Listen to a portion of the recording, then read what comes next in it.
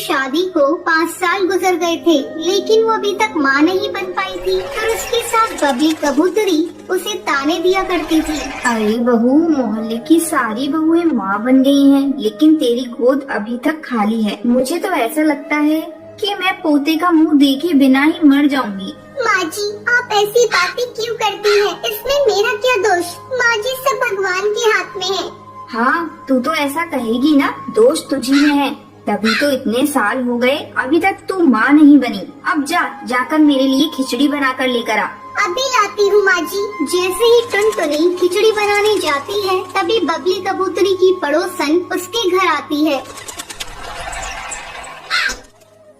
आओ सुंदरी, बहुत दिनों बाद आ रही हो। क्या बताऊं बबली कबूतरी, अपने बेटे बहू के पास गई थी। ये लो मिठाई खाओ, बहू को बेटा हुआ है। तू बहुत किस्मत वाली है सुंदरी, जो जीते जी पोते का मुंह देख लिया। और एक मैं हूँ जो आज तक पोते के लिए तरस रही हूँ। ऐसा लग रहा है जैसे पोते का मुंह देखे बिना ही मैं मर जाऊंगी। तो ऐसा क्यों कह रही है बबली कबूतरी? तेरे बेटे की उम्र कहाँ निकली जा रही है? तो उसकी दूसरी शादी कर दे। मेरे देवर की एक लड़की है, तो कहे तो मैं उनसे बात चलाऊं। हाँ सुंदरी, लगता है मुझे ऐसा ही करना पड़ेगा। तभी टुनटुनी वहाँ पर खिचड़ी लेकर आती है और दोनों की सारी बातें सुन लेती है। वो कमरे में जाकर रोने लगती है।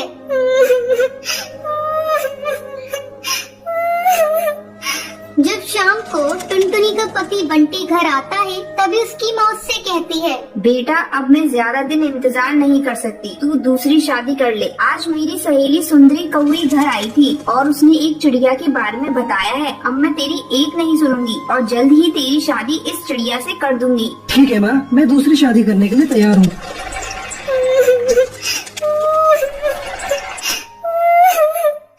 आप ये क्या कह रही हैं जी? मैं कहाँ जाऊंगी? मेरी जीती जी अब दूसरी शादी कैसे कर सकते हैं?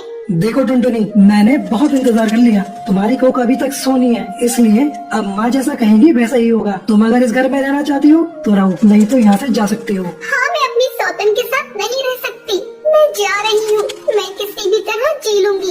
इतना कहकर टुनटुनी घर छोड़कर चली जाती है और अपना पेट पालने के लिए पक्षियों के घरों में झाड़ू पोंछा करने लगती है। अचानक टुनटुनी को उल्टी होने लगती है। तभी उसकी मालकिन उससे कहती है, टुनटुनी तुझे क्या हो गया है? तुझे उल्टियाँ क्यों हो रही हैं? रुक, मैं अभी डॉक्टर को बुलाकर तेरा चेकअप कराती हूँ। डॉक्टर टुनटुनी का चेकअप करके बताती है, मैडम ये 2 महीने पेट से है और इसलिए उल्टियाँ हो रही है। मैं कुछ दवाइयाँ लिख कर दे रही हूँ, इन्हें समय समय पर देते रहिएगा। डॉक्टर के जाने के बाद टुनटुनी फूट फूट कर रोने लगती है।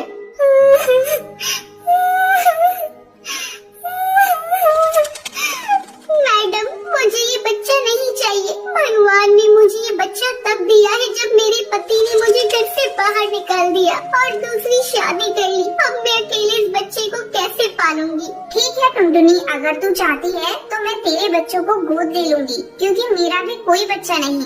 हाँ मैडम जी, यही मेरे बच्चे के लिए ठीक रहेगा। समय आने पर टुनटुनी एक सुंदर सी बच्ची को जन्म देती है। उसे अपनी मालकिन को गोद देते हुए कहती है, मैडम जी ये लीजिए मेरी बच्ची को, इसे मैं आज से आपको सौंपती हूँ और आगे की जिंदगी अब मैं किसी आश्रम में जाकर गुजारूंगी। इतना कहकर टुनटुनी अपनी बच्ची को मालकिन को गोद में देकर वहाँ से चली जाती है और एक आश्रम में अपनी बाकी की जिंदगी बिताने लगती है। बंटी कबूतर की बीवी टुनटुनी की हाइट काफी छोटी थी। वो इतनी नाटी थी, जंगल के पक्षी उसका कई बार मजाक बनाते थे। टुनटुनी, तेरे लिए तो मुझे किचन में टेबल रखना पड़ेगा।